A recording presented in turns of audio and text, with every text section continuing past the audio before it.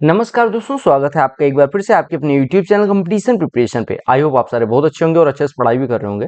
इस वीडियो में हम एसएससी सीजीएल 2024 के 25 सितंबर शिफ्ट 1 यानी कि 31st शिफ्ट आउट ऑफ 36 करने वाले हैं।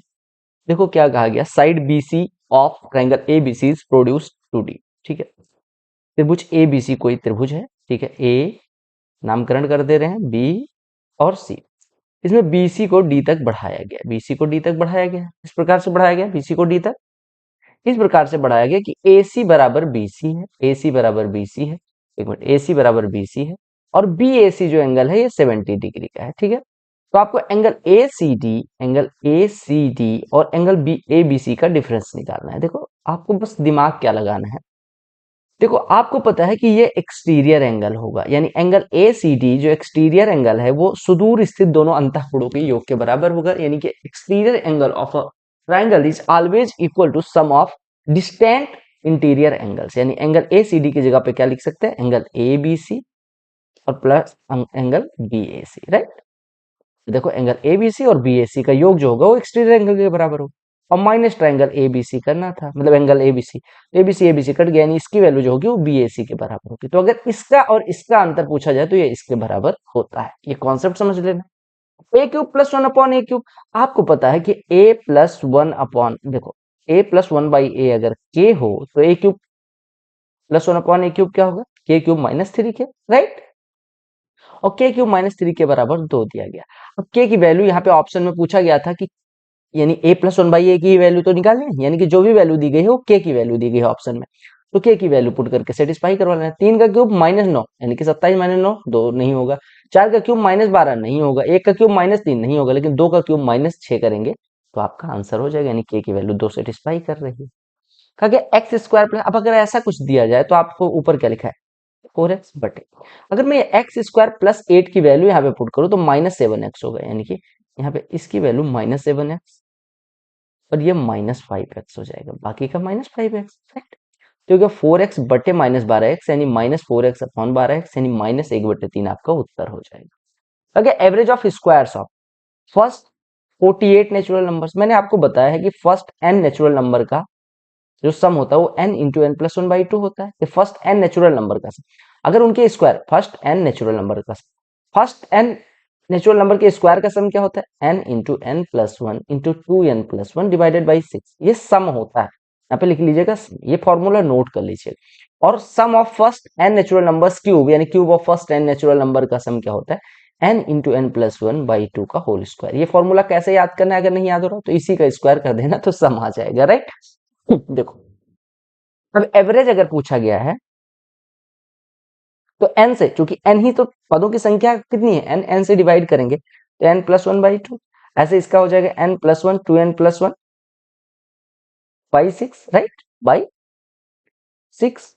और इसका क्या हो जाएगा, n इंटू n+1 का होल स्क्वायर और बट्टे कर दो। तो ये आप किसी का एवरेज पूछा जाए, यहाँ पे ये वाली वैल्यू पूछी गई थी तो n बराबर 48 पुट कर देंगे तो कितना हो जाएगा, 48 एक 49 और गुड़े 48 दूना 96 एक 97/6, राइट। ये किसी से कट रहा है, नहीं कट रहा है, तो आप 49 गुड़े 97 कैसे करोगे, 49 गुड़े 97 करने के लिए 4900 माइनस 147 कर लो, अरे 49 गुड़े 100 माइनस 49 गुड़े 3, तो 4900 माइनस 147 करोगे तो कितना हो जाएगा, 4753 हो जाएगा और बट्टे 6, 6 से डिवाइड करोगे 6 सत्ते 42, ये कितना बचा, 5 55 6 9 54, 1 13 6 दूनी 12 और पॉइंट 17, 1 6 होगा लेकिन 1 7, आपका आंसर आ जाएगा, राइट। कहा गया कि सैलरी पी और क्यू का टुगेदर 96 9,60,000 है, बहुत ज्यादा सैलरी पा रहे हैं, ठीक है, ईयरली सैलरी होगी। P and Q save 64% and 44%, ठीक है। कहा गया P is expenditure 1.5 times Q's expenditure, then what is the ratio of P salary to Q salary. देखो पी और क्यू की बात की गई, राइट।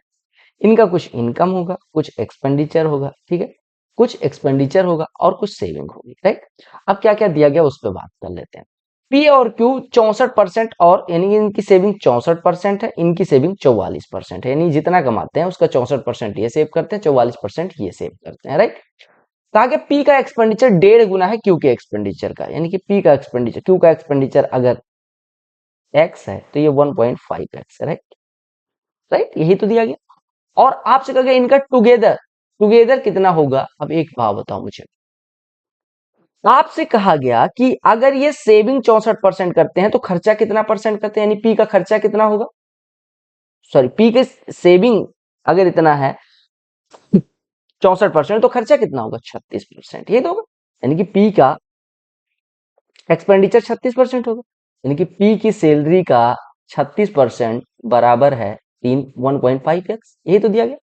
और क्यू अपनी सैलरी का 44% सेविंग करते हैं, यानी खर्चा कितना हो गया 56%, यानी क्यू की सैलरी का 56% बराबर एक्स, यानी कि क्यू का 56% एक्स। बस डिवाइड कर दो, आपका रेशियो आ जाएगा। तो ये थोड़ा यूनिक मेथड मैंने इस बार कोशिश करी आपको बताने की, समझिएगा। इसी वजह से मैं कहता हूँ सारी शिफ्ट देखा। तो 4 से काट देंगे 4 9 36, 4 से काटेंगे 14, परसेंटेज परसेंटेज कट जाएगा, परसेंटेज मतलब ऊपर भी गुड़े 1/100 लिखना पड़ता, नीचे भी, तो 100 100 कट गया, ठीक है। यानी हमारा पी की सैलरी बटे क्यू की सैलरी कितनी हो जाएगी 14/9, और गुड़े 1.5 एक्स एक्स कट गया, 1.5 को लिख सकते हैं 3/2, राइट। तो 2 से कटा 7, यानी कि 21/9, या 3 से काट देंगे 3, तो पी और क्यू की सैलरी का अनुपात 7:3 हो जाएगा। अच्छा प्रश्न था। बस आपको ये देखना है कि अगर सेविंग इतने परसेंट हो रही है तो एक्सपेंडिचर कितने परसेंट होगा। एक्सपेंडिचर की वैल्यू आपके पास थी, तो ज्यादा दिमाग नहीं लगाना था इसमें, इसका कोई यूज नहीं था ये डेटा का। क्योंकि बार ग्राफ शुगर इंपोर्ट दिखाता है एक कंपनी का, और ये मेंस लेवल का प्रश्न है, ठीक है।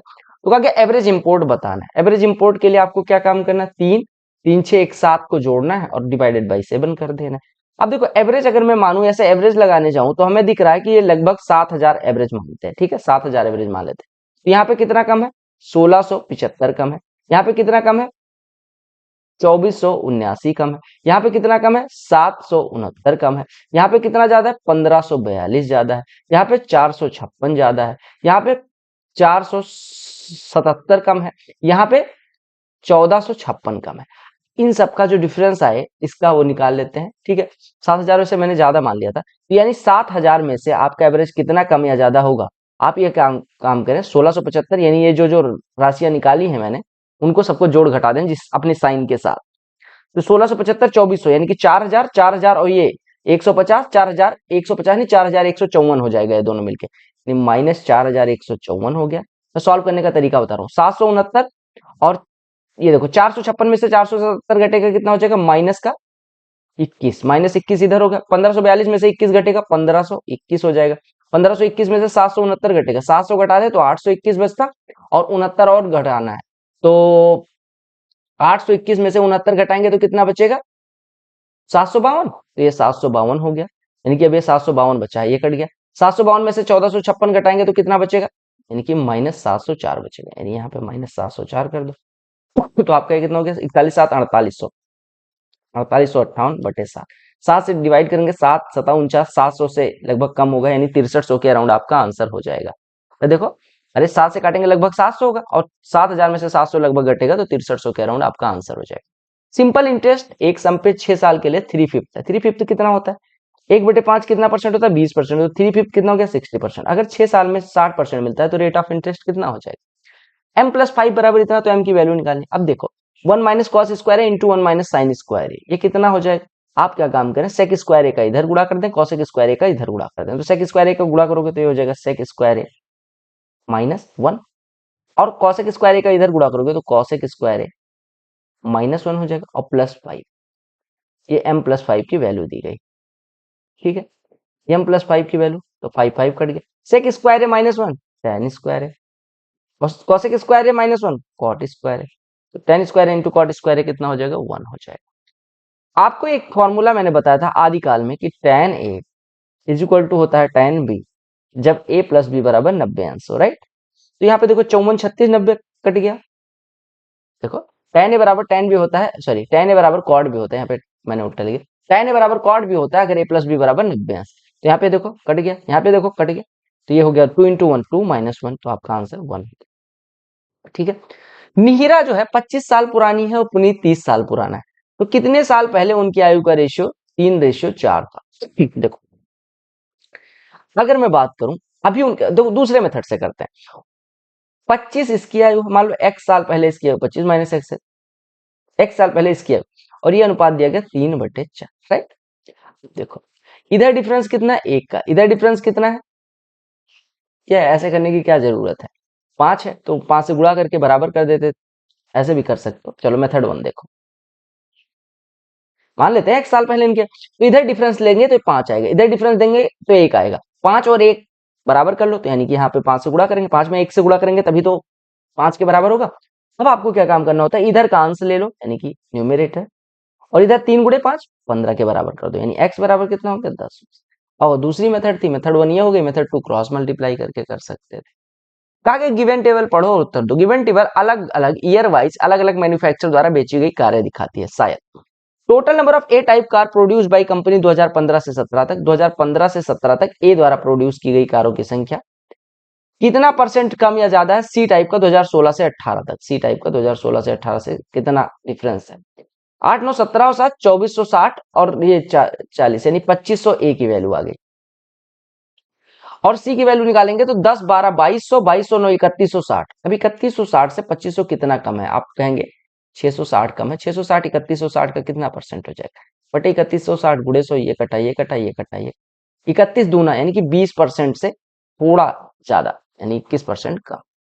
रमेश ने 130 बुक 200 रुपए के हिसाब से और उसको 300 रुपए के हिसाब से बेच दिया, 1/5 350 के और रेस्ट को कॉस्ट प्राइस पे बेचा, तो उसके प्रॉफिट परसेंटेज देखो। आप सब कुछ भूल जाओ, कितनी बुक खरीदी कितना कुछ नहीं, उसने हाफ कितने पे बेचा 100 रुपए के प्रॉफिट, 1/5वां हिस्सा कितना बेचा 150 रुपए के प्रॉफिट पे, और बचा हुआ कॉस्ट प्राइस पे, यानी बचे हुए से कोई फायदा होगा नहीं।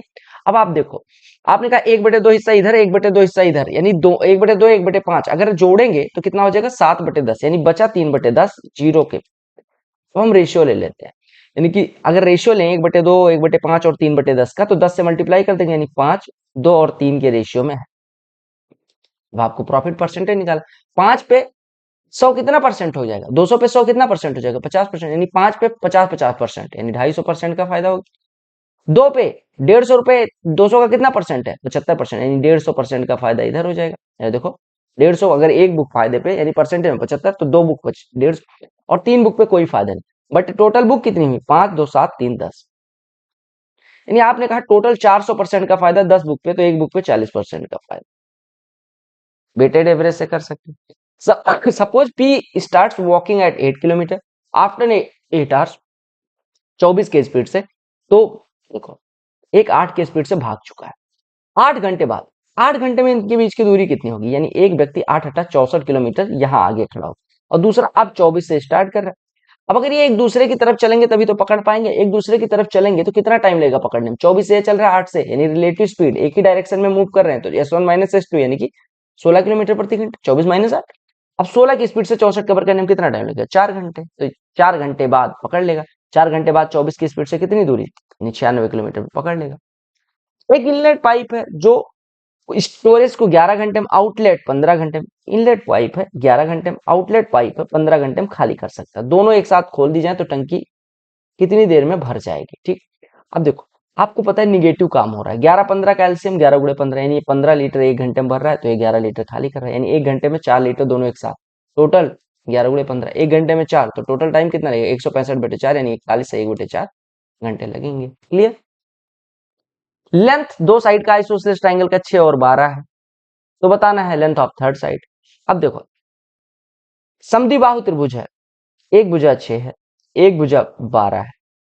अब दूसरी भुजा आप 12 के बराबर कर देंगे, दूसरी भुजा या तो 12 होगी और या तो 6 होगी, यानी कि देखो आइसोसेलेस यानी दो भुजाएं तो बराबर है, तो या तो 12 होगी या तो 6 के बराबर होगी। यहाँ पे आपसे कहा गया 6 हो सकती है। अब देखो आइसोसेलेस ट्रायंगल तो या तो भुजा तीसरी भुजा 6 के बराबर होगी या तो 12 की, लेकिन एक दिक्कत आ रही है कि अगर हम दो भुजाएं 6 6 ले लेंगे, तो आपको पता है कि एक भुजा 6 ये हो गई, दूसरी भुजा भी 6, आप सम ऑफ टू साइड्स लेंगे 6 6 और जो कि थर्ड साइड के बराबर हो जाए। और किसी भी ट्रायंगल में a प्लस बी बराबर c नहीं हो सकता, क्योंकि किसी भी त्रिभुज में दो भुजाओं का योग हमेशा तीसरी भुजा से बड़ा हो। तो आपने कहा कि 6 + 6 12 हो रहा है, जो कि बराबर हो रहा है, तो ट्रायंगल ही नहीं फॉर्म होगा, यानी कि हम 6 नहीं ले सकते, तो या तो 6 हो सकता था या तो 12, 6 नहीं हो सकता, तो आपका 12 ही आंसर बचा। रोहिणी ने ब्लूटूथ हेडफोन 1700 का खरीदा होलसेल शॉप पे और 2000 मार्क करती है, 40% का डिस्काउंट देके बेचती है। 2000 वाली वस्तु पे अगर 40% डिस्काउंट यानी कि 1200 की बिकेगी, 1700 वाली वस्तु अगर 1200 की बिक रही है यानी 500 का नुकसान कितने पे 1700 पे, तो परसेंटेज में कितना हो जाएगा लगभग 17 × 51 लगभग 30% का नुकसान होगा। इसको सिंप्लीफाई करना था 1/3 धन 1/2 बार ब्रैकेट लगा, तो सबसे पहले ये सॉल्व करेंगे तो ये 5/6 हो गया। 5/6 5/6 में से घटेगा 0, 0 4 में गुणा होगा 0, 9 में 1 का डिवाइड होगा 9। इसकी वैल्यू निकालनी cos sec theta minus sec theta. अब जब ऐसे सारी वैल्यूज आ जाए तो थीटा और 45 पुट कर लिया करो। तो ये लिखा है √2 माइनस 1/√2। सिमिलरली ये लिखा है √2 माइनस 1/√2 और tan theta plus cot theta, ये हो गया 2। ठीक, तो अगर हम इसको सॉल्व करें √2 माइनस 1, ये देखो कितना हो जाएगा 1/√2, ये भी 1/√2 और ये 2 हो गया। अरे देखो 2 √2 का स्क्वायर -1 यानी कि 2 माइनस, तो 1/√2 इंटू 1/√2 इंटू 2, ये कट के 2 से कट जाएगा, आपका उत्तर 1 हो जाएगा। कहा कौन सी फ्रैक्शन लार्जेस्ट है? जब फ्रैक्शन लार्जेस्ट निकालना हो तो उनके हर का या तो एलसीएम ले लो और उसके बाद सबके उतना ही बना दो, एलसीएम से गुणा कर दो, तो फ्रैक्शन के सिवाय इंटीजर में आ जाएंगे, फिर इंटीजर जो बड़ा होगा वही भिन्न सबसे बड़ी। अदरवाइज आप डेसिमल में बदलो। तो अगर हम 3/7 को डेसिमल में बदलते हैं तो 7 चौको 28, 7 या 21 के करीब हो जाएगा। 7/53 करेंगे तो आप कहेंगे 0.1 समथिंग आ जाएगा। 41/80 करेंगे तो आप कहेंगे 8 पंचे 40 यानी 0.5 समथिंग समथिंग आ रहा है। और 19/79 करेंगे तो आप कहेंगे 19। देखो आप क्या काम किया करो, 19 से 29 से काट दो, 29 से काटोगे तो 29 दूना 58, 21 बचेगा। 21 बचा तो 29 नवैया कितना होता है, 29 अट्ठे कितना होगा, 29 सत्ते कितना होगा, 29 सत्ते 203 यानी कि 1/2.7 होगा, जो कि लगभग 0.3 के अराउंड हो जाएगा। तो सबसे बड़ी भिन्न कौन सी है, ये वाली। यानी कि एक मेथड ये भी है कि आप क्या काम करो, आप सबको सबके अंश को 1 बना लो, और मान लो सबके अंश को 1 बनाने के लिए अंश से सबको हर को काट दो, यानी कि न्यूमरेटर से डिनो को काट लो। तो 1/a मान लो मिल रही है, 1/b मिल रही है, 1/c 1/d। अब आपको पता है जिस भिन्न का हर सबसे बड़ा होगा वो भिन्न सबसे छोटी होगी, और जिस भिन्न का हर सबसे छोटा होगा वो भिन्न सबसे बड़ी होगी। तो तीसरी मेथड ये थी। Always possible to draw circle passing through. कितनी कोलिनियर पॉइंट से एक सर्कल खींचा जा सकता है? आपको पता है कि दो अगर कोलिनियर पॉइंट है, दो पॉइंट हमेशा कोलिनियर होते हैं, तो उनसे असंख्य सर्कल खींचे जा सकते हैं। आपको पता है ना, दो बिंदुओं से होकर जाने वाले असंख्य सर्कल खींचे जा सकते हैं। ये देखो असंख्य सर्कल मैं खींच दे रहा हूं। अब आपने कहा कि अगर केवल पूछा गया कि कितने बिंदु से एक ही सर्कल खींचा जा सकता है, तो 3 बिंदु से होकर जाने वाला केवल एक सर्कल हो सकता है।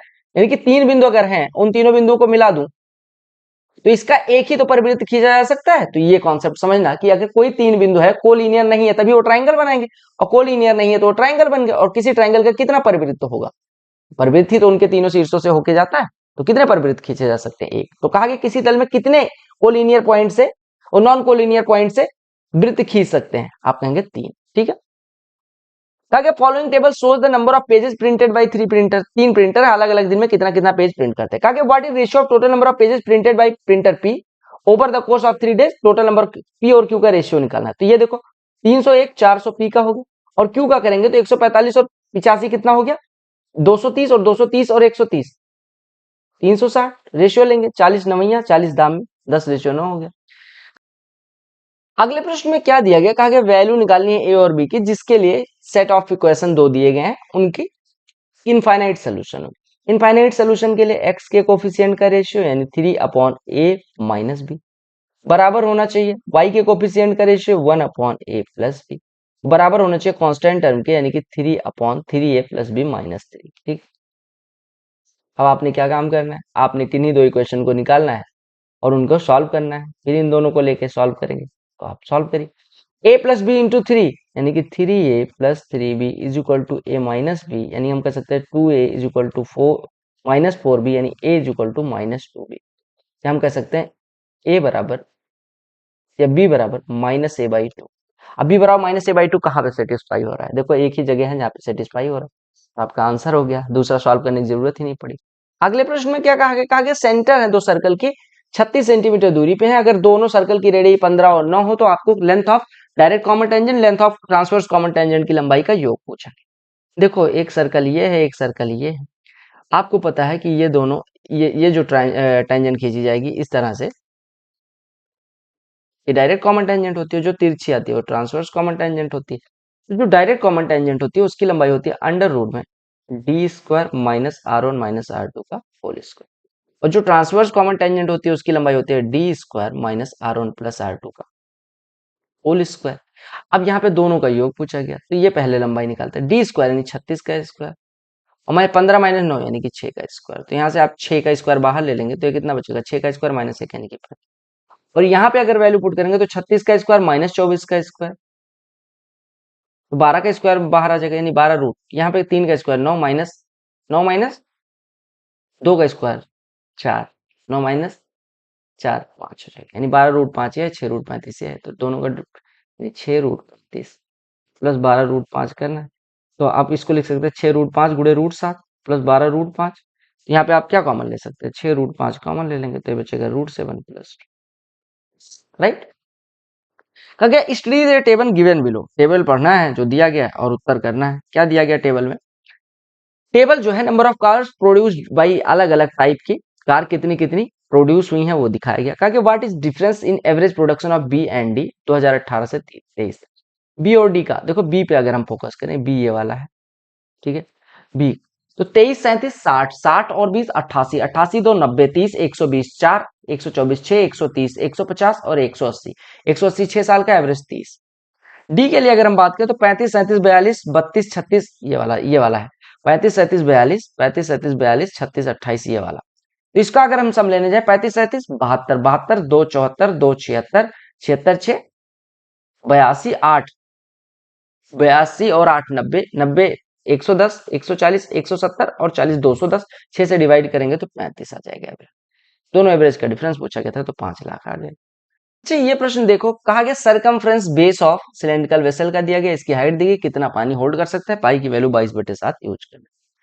देखो आपको एक में दिया गया और एक सेंटीमीटर में दिया गया है, आपको पता होना चाहिए 1 सेंटीमीटर बराबर 10 ठीक है।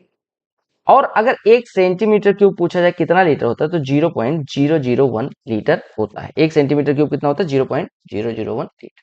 अब इसी के बेसिस पे सॉल्व कर लें। सरकमफ्रेंस ऑफ बेस दिया गया, यानी 2 पाई आर दिया गया, 2 पाई आर बराबर दिया गया 154, तो यहाँ से पाई आर की वैल्यू हो गई 77, या अगर हम आर निकालने जाए तो 77 गुणे 7/22, 22 तो ये 7 हो गया, 49/2 यानी कि 24.5 रेडियस। और हाइट कितनी दी गई, हाइट दी गई 49 मिलीमीटर यानी 4.9 सेंटीमीटर।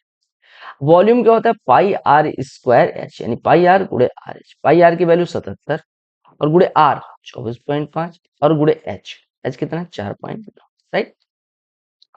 77 से गुणा करते हैं, 77 पंचे कितना होता है 385, ठीक है। हासिल आई 38, 77 चौके 308 और 38 346, हासिल आई 34, 77 दूना 154 और 34, 154 और 34 188, यहाँ पे और गुणे 4.9 करना, 4.9 करने के बजाय 5 माइनस 0.1 कर सकते हैं, बिल्कुल कर सकते हैं, तो इसका 5 गुना, आप कहेंगे 9 4 3 2.5, हमने क्या काम किया, आधा कर लिया और एक दशमलव इधर किसका दिया, तो माइनस इसमें से घटाना है 188.65, तो घटा देते हैं, यहाँ पे 50 लगा लो, यहाँ पे बचा 5, यहाँ पे बचा 14 में से 6 जाएगा 8, यहाँ पे बचा कितना 11 में से 8 जाएगा 3, यहाँ पे बचा 12 में से 8 जाएगा 4, यहाँ पे 3 में से 1 जाएगा 2 और ये बचेगा 9। इतना सेंटीमीटर क्यूब है। अब अगर इसको लीटर में बदलना है तो 0.001 से मल्टीप्लाई करेंगे, यानी 3 अंक डेसिमल इधर और खिसक जाएगा, 1 2 लेकिन 9.243 लीटर पानी आएगा, ठीक। अब चूंकि 8 5 था तो 2 4 4 कर लिया। तो दीज वर 25 क्वेश्चंस, आज 31st शिफ्ट, मिलते हैं अगली शिफ्ट में, तब तक के लिए वो बाय, टेक केयर, लव।